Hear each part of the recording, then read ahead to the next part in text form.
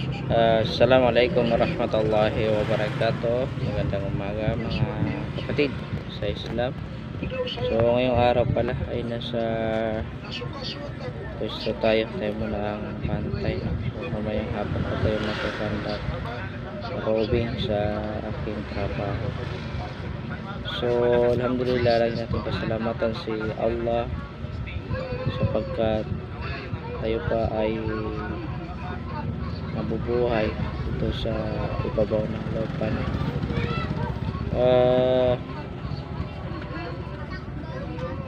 Kwintahin natin o bilangin natin yung mga gawain natin na mabuti o kaya ay masasama, at kung alam natin sa ating mga sarili na mas lamang yung gawain natin na makamundong bagay, ay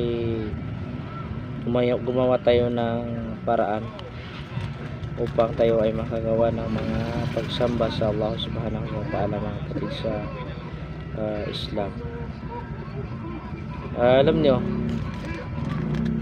kapag hindi tayo busy, bakante pa yung mga oras natin, ay sikapin natin na maigugol natin o makagawa tayo ng maraming mga gawain tulad ng pagbabasa ng Quran,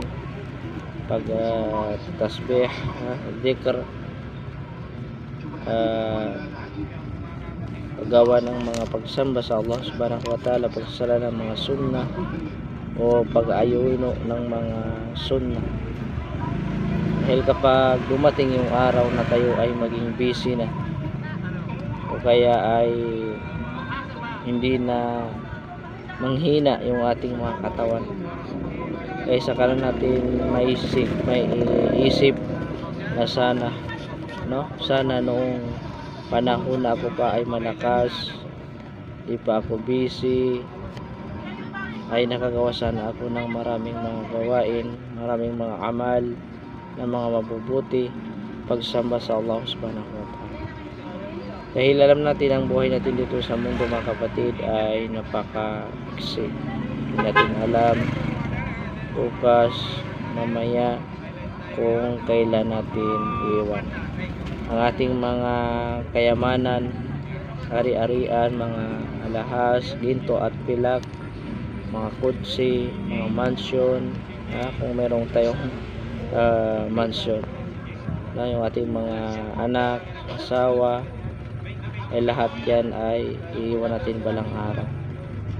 At bilang isang magulang, isikapin natin na yung ating mga anak ay mapaaral natin sila sa Islam, matarbiyan natin sila sa ating relihiyong Islam. Yan lamang ang may tutulong natin sa ating mga anak, mga kapatid sa Islam, dahil ang ating mga pamilya, ang ating mga anak ay ito ay tatanong sa atin sa kabilang buhay.